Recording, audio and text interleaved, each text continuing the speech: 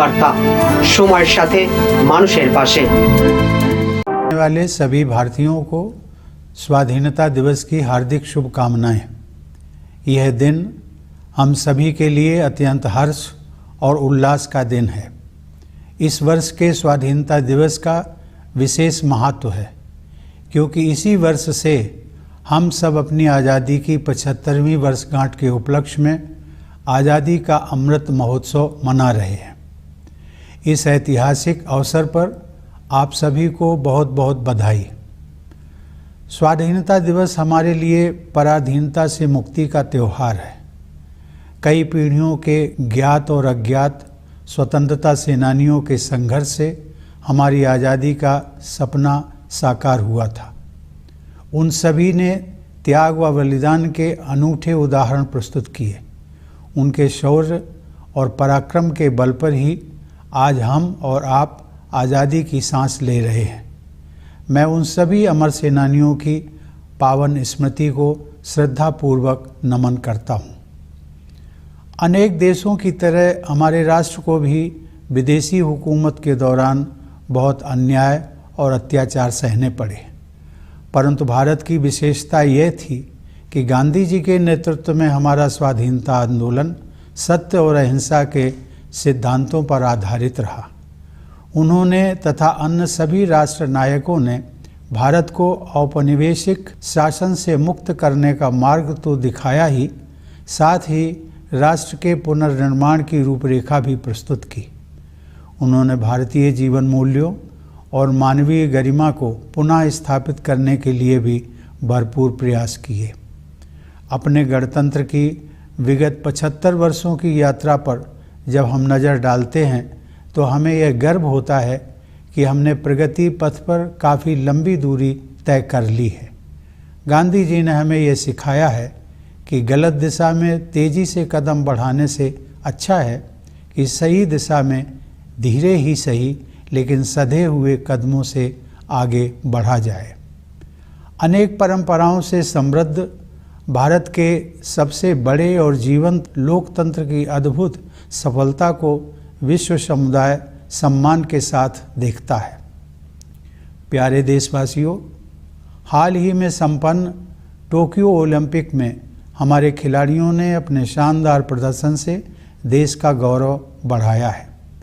भारत ने ओलंपिक खेलों में अपनी भागीदारी के 121 वर्षों में सबसे अधिक मेडल जीतने का इतिहास रचा है। हमारी बेटियों ने अनेक बाधाओं को पार करते हुए खेल के मैदानों में विश्व स्तर की उत्कृष्टता हासिल की है। खेल कूद के साथ साथ जीवन के हर क्षेत्र में महिलाओं की भागीदारी और सफलता में युगांतरकारी परिवर्तन हो रहे हैं। उच्च शिक्षण संस्थानों से लेकर सशस्त्र बलों तक, प्रयोगशालाओं से लेकर खेल के मैदानों तक हमारी बेटियां अपनी अलग पहचान बना रही हैं। बेटियों की इस सफलता में मुझे भविष्य के विकसित भारत की झलक दिखाई देती है। मैं हर माता पिता से आग्रह करता हूं कि वे ऐसी होनहार बेटियों के परिवारों से शिक्षा लें और अपनी बेटियों को भी आगे बढ़ने के अवसर प्रदान करें। पिछले साल की तरह महामारी के कारण इस वर्ष भी स्वतंत्रता दिवस समारोह बड़े पैमाने पर नहीं मनाए जा सकेंगे, लेकिन हम सबके हृदय में हरदम भरपूर उत्साह बना हुआ है। हालांकि महामारी की तीव्रता में कमी आई है, लेकिन कोरोना वायरस का प्रभाव अभी समाप्त नहीं हुआ है। इस वर्ष आई महामारी की दूसरी लहर के विनाशकारी प्रभाव से हम अभी तक उबर नहीं पाए हैं।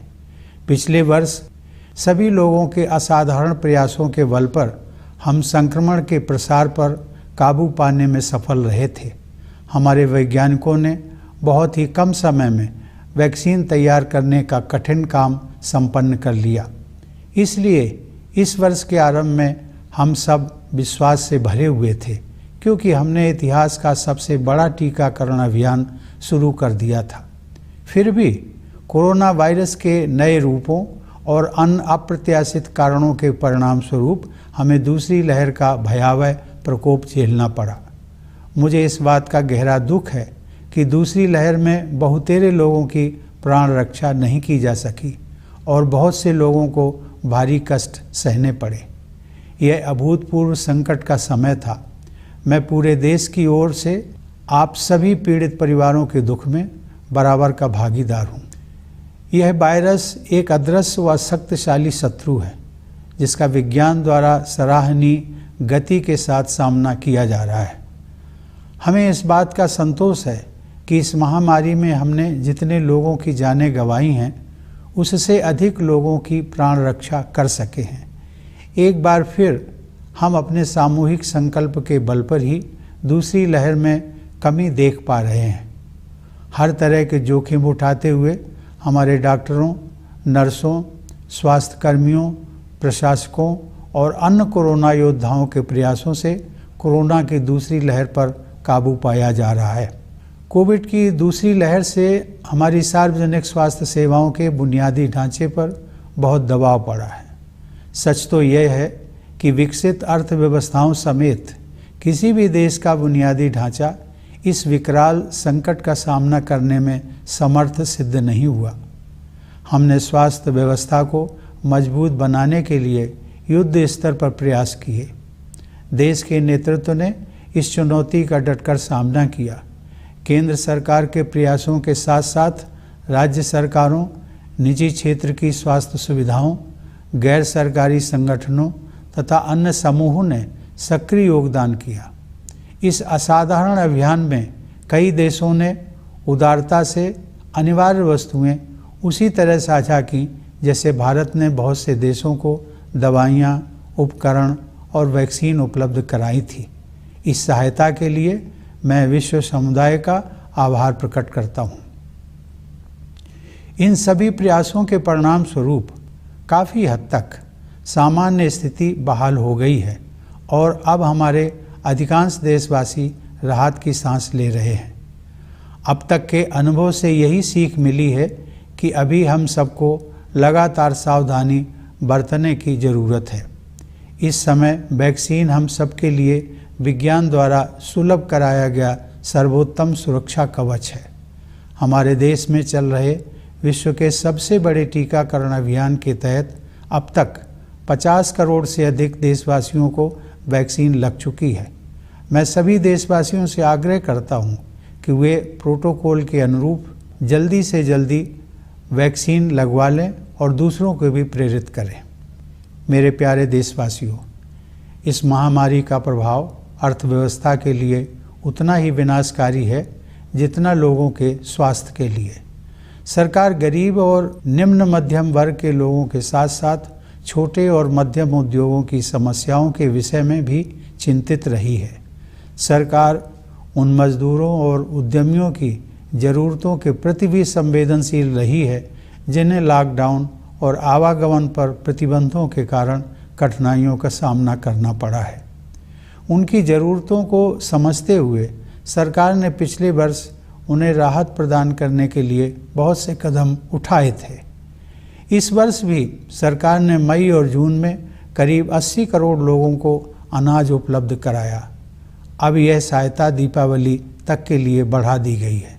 इसके अलावा कोविड से प्रभावित कुछ उद्यमों को प्रोत्साहन देने के लिए सरकार ने हाल ही में 6,28,000 करोड़ रुपए के प्रोत्साहन पैकेज की घोषणा की है। यह तथ्य विशेष रूप से संतोषजनक है कि चिकित्सा सुविधाओं के विस्तार के लिए एक वर्ष की अवधि में ही 23,220 करोड़ रुपए खर्च किए जा रहे हैं। मुझे इस बात की खुशी है कि सभी बाधाओं के बावजूद ग्रामीण क्षेत्रों में विशेष रूप से कृषि के क्षेत्र में बढ़ोतरी जारी रही है। हाल ही में कानपुर देहात जिले में स्थित अपने पैतृक गांव परौख की यात्रा के दौरान मुझे यह देखकर बहुत खुशी हुई कि ग्रामीण क्षेत्रों में लोगों के जीवन को सुगम बनाने के लिए बेहतर इंफ्रास्ट्रक्चर विकसित किया जा रहा है। शहरी और ग्रामीण क्षेत्रों के बीच की मनोवैज्ञानिक दूरी अब पहले की तुलना में काफ़ी कम हो गई है। मूलतः भारत गाँव में ही बसता है, इसलिए उन्हें विकास के पैमानों पर पीछे नहीं रहने दिया जा सकता। इसीलिए प्रधानमंत्री किसान सम्मान निधि सहित हमारे किसान भाई बहनों के लिए विशेष अभियानों पर बल दिया जा रहा है। ये सभी प्रयास आत्मनिर्भर भारत की संकल्पना के अनुरूप हैं। हमारी अर्थव्यवस्था में निहित विकास की क्षमता पर दृढ़ विश्वास के साथ सरकार ने रक्षा, स्वास्थ्य, नागरिक उड्डयन, विद्युत तथा अन्य क्षेत्रों में निवेश को और अधिक सरल बनाया है। सरकार द्वारा पर्यावरण के अनुकूल ऊर्जा के नवीकरणीय स्रोतों, विशेष रूप से सौर ऊर्जा को बढ़ावा देने के नवीन प्रयासों की विश्वव्यापी प्रशंसा हो रही है। जब ईज ऑफ डूइंग बिजनेस की रैंकिंग में सुधार होता है तब उसका सकारात्मक प्रभाव देशवासियों की ईज ऑफ लिविंग पर भी पड़ता है। इसके अलावा जन कल्याण की योजनाओं पर विशेष जोर दिया जा रहा है।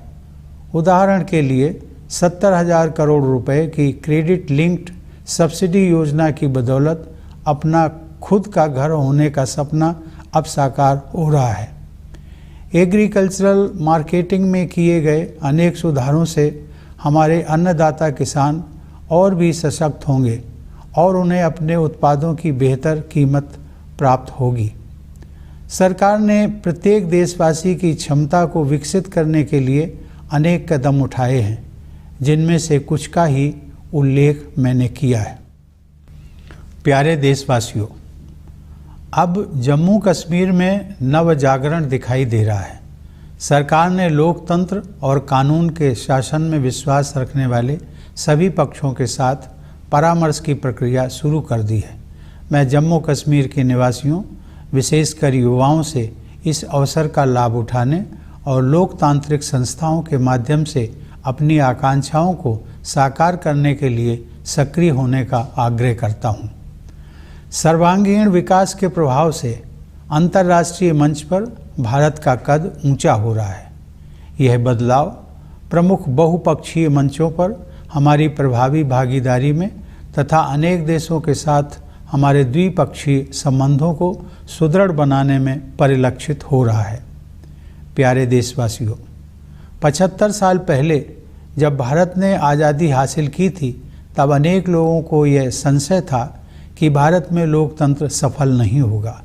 ऐसे लोग शायद इस तथ्य से अनभिज्ञ थे कि प्राचीन काल में लोकतंत्र की जड़ें इसी भारत भूमि में पुष्पित पल्लवित हुई थी।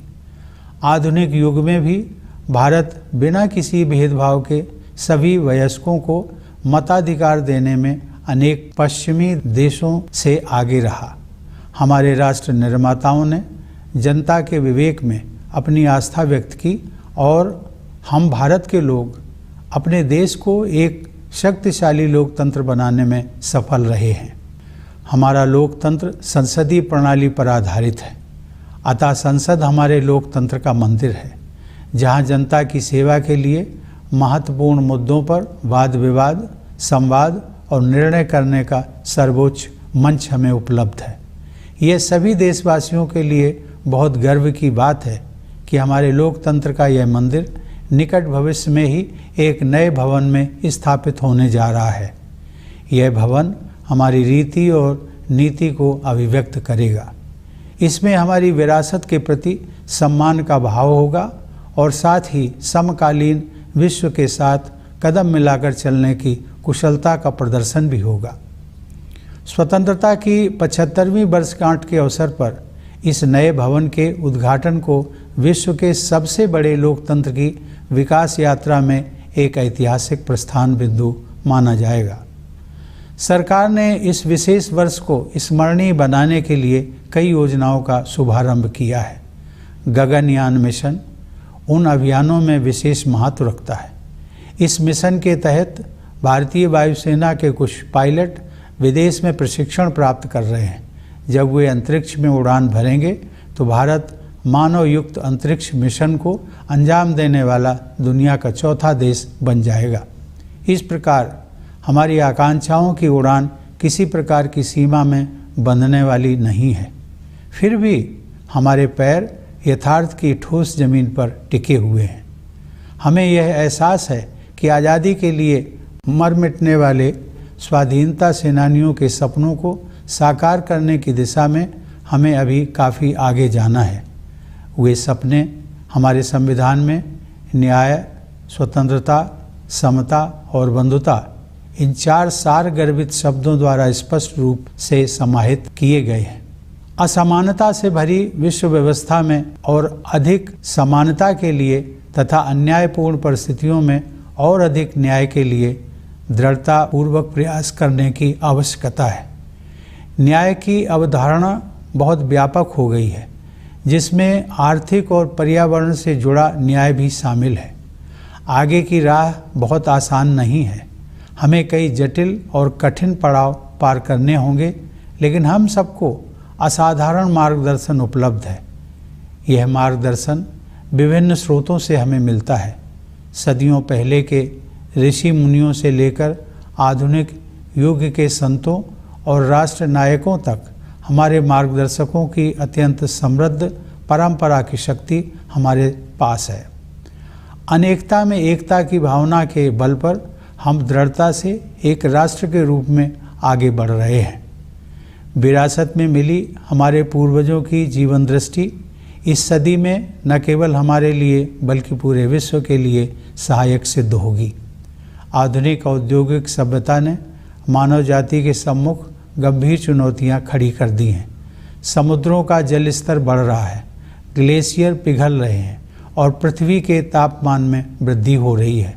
इस प्रकार जलवायु परिवर्तन की समस्या हमारे जीवन को प्रभावित कर रही है।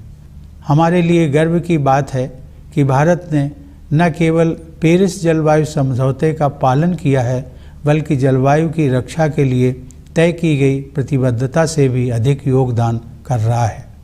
फिर भी मानवता को विश्व स्तर पर अपने तौर तरीके बदलने की सख्त ज़रूरत है। इसीलिए भारतीय ज्ञान परंपरा की ओर दुनिया का रुझान बढ़ता जा रहा है। ऐसी ज्ञान परंपरा जो वेदों और उपनिषदों के रचनाकारों द्वारा निर्मित की गई, रामायण और महाभारत में वर्णित की गई, भगवान महावीर, भगवान बुद्ध तथा गुरु नानक द्वारा प्रसारित की गई और महात्मा गांधी जैसे लोगों के जीवन में परिलक्षित हुई। गांधी जी ने कहा था कि प्रकृति के अनुरूप जीने की कला सीखने के लिए प्रयास करना पड़ता है, लेकिन एक बार जब आप नदियों और पहाड़ों, पशुओं और पक्षियों के साथ संबंध बना लेते हैं तो प्रकृति अपने रहस्यों को आपके सामने प्रकट कर देती है। आइए हम संकल्प लें कि गांधी जी के इस संदेश को आत्मसात करेंगे और जिस भारत भूमि पर हम रहते हैं उसके पर्यावरण के संरक्षण के लिए त्याग भी करेंगे। हमारे स्वतंत्रता सेनानियों में देश प्रेम और त्याग की भावना सर्वोपरि थी। उन्होंने अपने हितों की चिंता न करते हुए हर प्रकार की चुनौतियों का सामना किया। मैंने देखा है कि कोरोना के संकट का सामना करने में भी लाखों लोगों ने अपनी परवाह न करते हुए मानवता के प्रति निस्वार्थ भाव से दूसरों के स्वास्थ्य और प्राणों की रक्षा के लिए भारी जोखिम उठाए हैं। ऐसे सभी कोविड योद्धाओं की मैं हृदय से सराहना करता हूँ। अनेक कोविड योद्धाओं को अपनी जान भी गंवानी पड़ी है। मैं उन सब की स्मृति को नमन करता हूँ। हाल ही में कारगिल विजय दिवस के उपलक्ष्य में मैं लद्दाख स्थित कारगिल युद्ध स्मारक द्रास में अपने बहादुर जवानों को श्रद्धांजलि देने के लिए जाना चाहता था, लेकिन रास्ते में मौसम खराब हो जाने की वजह से मेरा उस स्मारक तक जाना संभव नहीं हो पाया। वीर सैनिकों के सम्मान में उस दिन मैंने बारामूला में डैगर वार मेमोरियल पर शहीदों को श्रद्धांजलि अर्पित की। वह मेमोरियल उन सभी सैनिकों की स्मृति में बनाया गया है जिन्होंने अपने कर्तव्य पथ पर सर्वोच्च बलिदान दिया है। उन जाबाज योद्धाओं की वीरता और त्याग की सराहना करते हुए मैंने देखा कि उस युद्ध स्मारक में एक आदर्श वाक्य अंकित है, मेरा हर काम देश के नाम। यह आदर्श वाक्य हम सभी देशवासियों को मंत्र के रूप में आत्मसात कर लेना चाहिए तथा राष्ट्र के विकास के लिए पूरी निष्ठा व समर्पण से कार्य करना चाहिए। मैं चाहूँगा कि राष्ट्र और समाज के हित को सर्वोपरि रखने की इसी भावना के साथ हम सभी देशवासी भारत को प्रगति के पथ पर आगे ले जाने के लिए एकजुट हो जाएं। मेरे प्यारे देशवासियों, मैं विशेष रूप से भारतीय सशस्त्र बलों के वीर जवानों की सराहना करता हूं, जिन्होंने हमारी स्वतंत्रता की रक्षा की है और आवश्यकता पड़ने पर साहस बलिदान भी दिया है। मैं सभी प्रवासी भारतीयों की भी प्रशंसा करता हूं। उन्होंने जिस देश में भी घर बसाया है वहां अपनी मातृभूमि की छवि को उज्जवल बनाए रखा है। मैं एक बार फिर आप सभी को भारत के 75वें स्वतंत्रता दिवस की पूर्व संध्या पर बधाई देता हूं। यह वर्षगांठ मनाते हुए मेरा हृदय सहज ही आज़ादी के शताब्दी वर्ष 2047 के सशक्त, समृद्ध और शांतिपूर्ण भारत की परिकल्पना से भरा हुआ है। मैं यह मंगल कामना करता हूं कि हमारे सभी देशवासी कोविड महामारी के प्रकोप से मुक्त हों तथा सुख और समृद्धि के मार्ग पर आगे बढ़ें। एक बार पुनः आप सभी को मेरी शुभकामनाएं। धन्यवाद। जय Hind.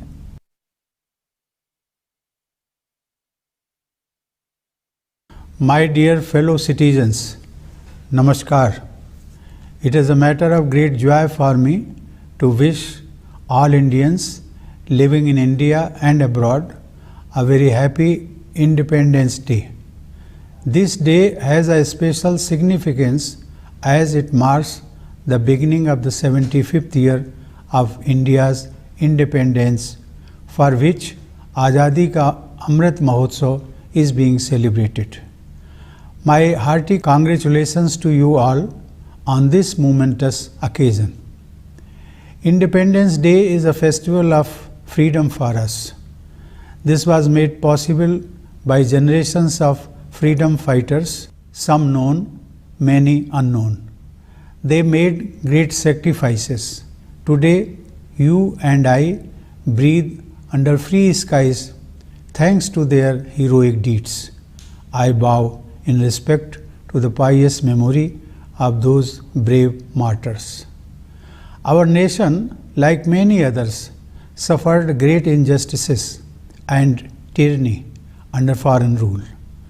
What distinguishes India, however, is that the character of our nationalist movement led by Mahatma Gandhi was based on the principles of truth and non-violence. He and all other national heroes provided us with an invaluable blueprint to not only liberate the nation from colonial rule but also to rebuild it. Gandhiji's struggle was for a return to Indian ethos and for human dignity. Now, as we look back to the 75-year journey of our republic, we have reasons to be proud of the considerable distance we have travelled. Gandhiji taught us that slow and steady steps in the right direction are preferable to rapid strides in the wrong direction. The world looks up at the miracle of India, home to the plurality of traditions and yet the biggest and most vibrant democracy.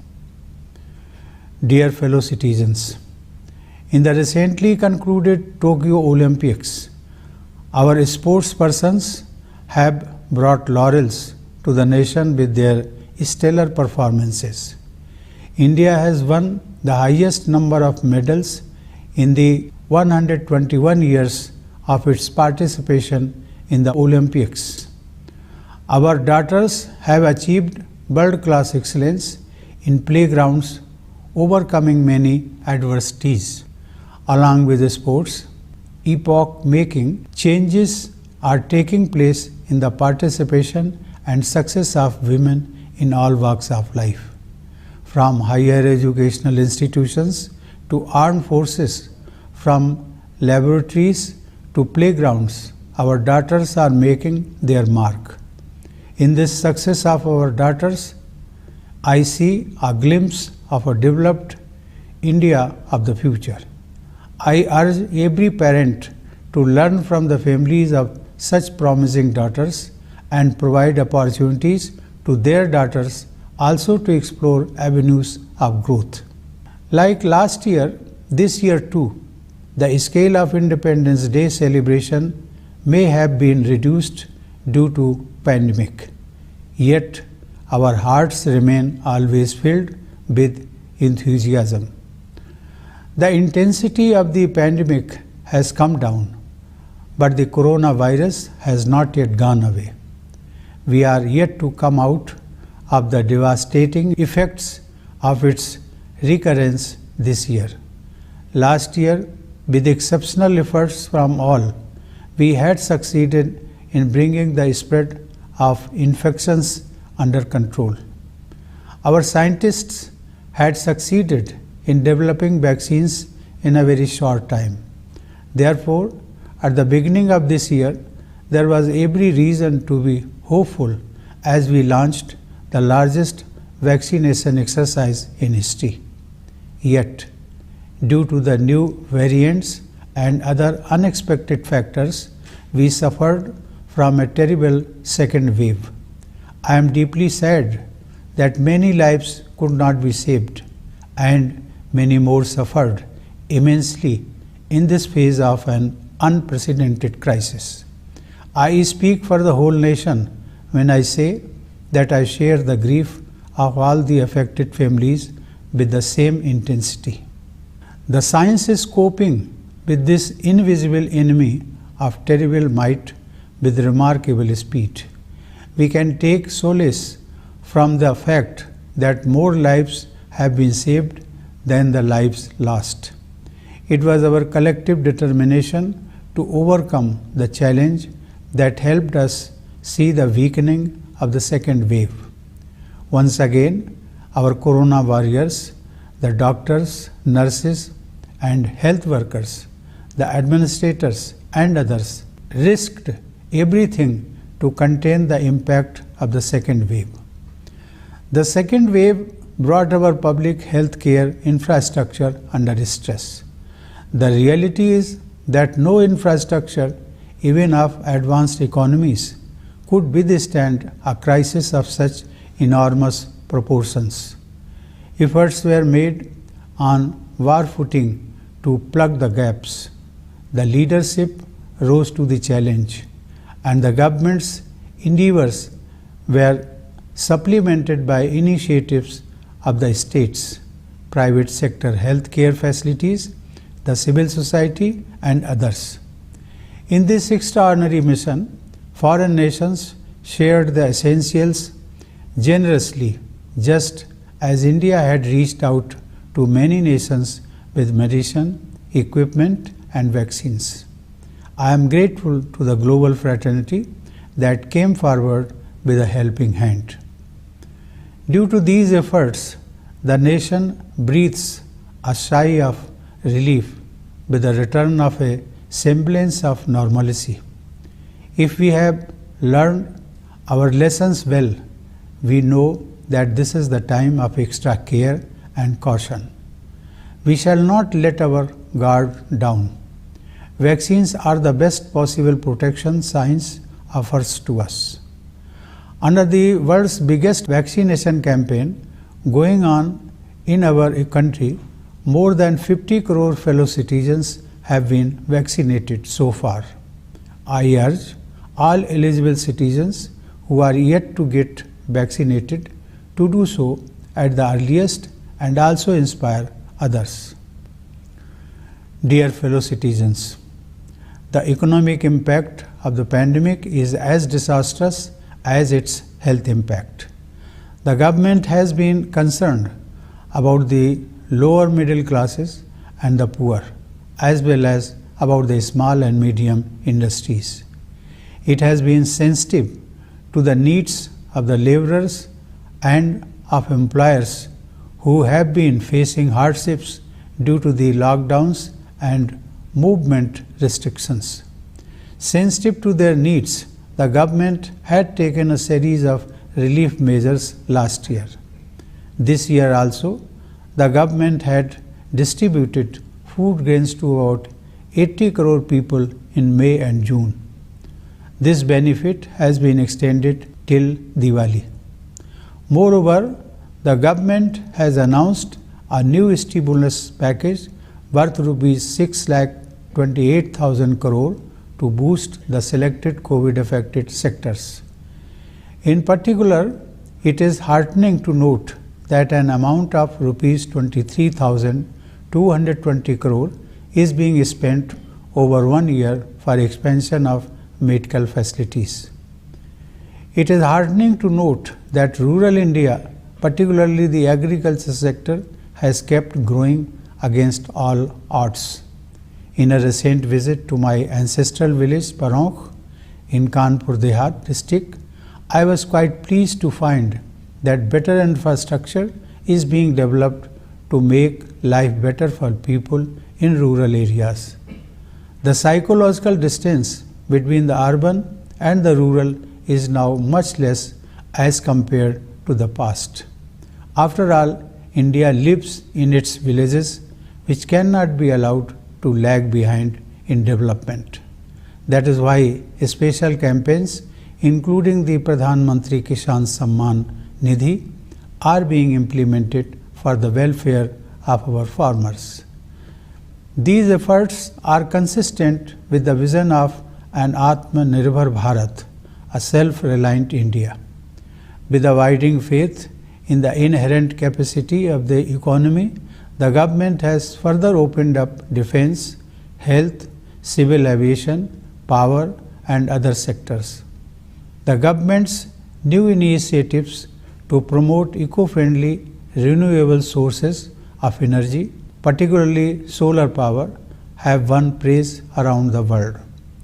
If there is an improvement in the ease of doing business, it has a positive impact on the ease of living for all. In addition to these, special emphasis is being given to public welfare. For example, the dream of having a home of one's own is being realized thanks to the rupees 70,000 crore credit-linked subsidy scheme. The series of agricultural marketing reforms will empower our Annadata farmers and help them get better price for their produce. These are some of the measures the government has taken to unleash the potential of every Indian. Dear fellow citizens, a new dawn is rising in Jammu and Kashmir. The government has initiated the process of consultation with all stakeholders who have faith in democracy and the rule of law. I urge the people, especially the youth of Jammu and Kashmir, to utilize this opportunity and work on realizing their aspirations through democratic institutions. With all-round progress, India's stature is rising in the international arena, as it was reflected in our participation in several key multilateral forums as well as in consolidating bilateral relationships with several countries. Dear fellow citizens, when India won independence 75 years ago, many skeptics thought democracy would not survive in India. Little did they know that roots of democracy were nurtured in this soil in ancient times, and even in modern times, India was ahead of many Western nations in offering franchise to all adults, regardless of any distinctions. The founding fathers had reposed their faith in the wisdom of the people, and we, the people of India, have made India a strong democracy. We have adopted the system of parliamentary democracy. Therefore, our parliament is the temple of our democracy, which provides us the highest forum where we discuss, debate, and decide issues for the well-being of our people. It is a matter of great pride for all Indians that our parliament will soon be housed in a new building. It will be a fitting statement of our outlook. It will honor our legacy while also walking in step with the contemporary world. It is more than symbolic that the new building will be inaugurated in the year of the 75th anniversary of independence. The government has planned many initiatives to make this special year memorable, and the most exciting of them all may as well be the Gaganyaan mission. Pilots of the Indian Air Force have been receiving training abroad. When they fly off into space, India will become only the fourth nation on the planet to carry out a manned space mission. When it comes to the flights of our ambitions, we don't let any limitations define us. Yet we keep our feet on the ground. We acknowledge that we still have a long way to go in realizing the dreams of those who won the freedom for us. Our Constitution neatly summarizes those dreams in 4 words: justice, liberty, equality, and fraternity. We must strive for more equality in an unequal world, more justice in unjust circumstances. Justice has come to encompass a large range of connotations, including economic and environmental justice. The road ahead is not easy. We will have to negotiate many twists and turns, but we have the benefit of incomparable guidance. It comes to us from diverse sources, from the venerable seers of millennia ago, down to the sages and leaders of more recent times.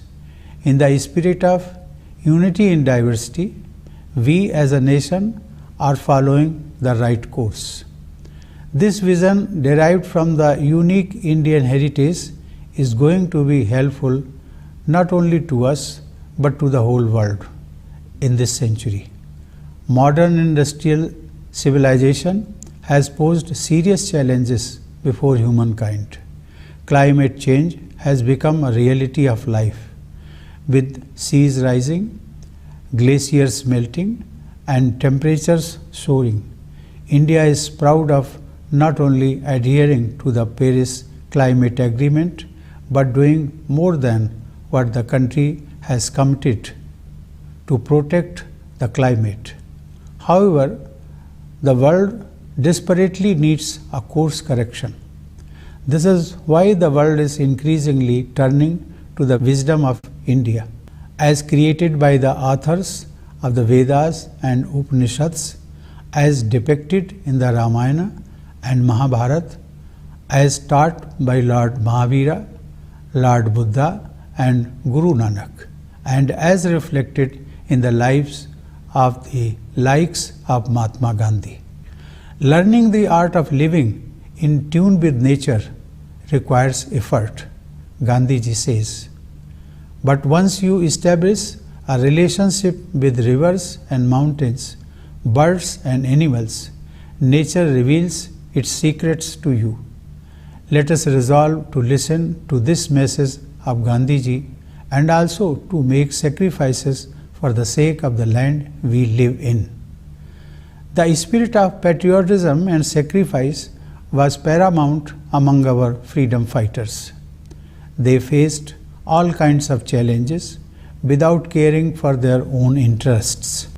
I have seen that in the face of corona crisis, lakhs of people have taken enormous risks to protect others with the spirit of selfless service for humanity. I convey my profound appreciation for all such COVID warriors. Many of them succumbed to COVID-19. I pay homage to them.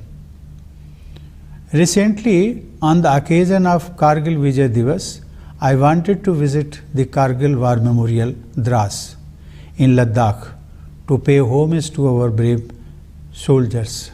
But due to bad weather, it was not possible for me to reach that monument.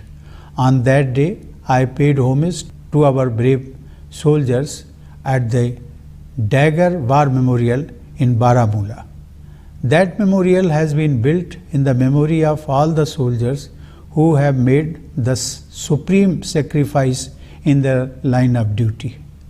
While appreciating the valor and sacrifice of those brave warriors, I noticed that the War Memorial has a motto inscribed, Mera Har Kaam Desh Ke Naam, which means each and every deed of mine is for the nation. All of us should imbibe this motto as a mantra and work with full devotion and dedication for the development of the nation.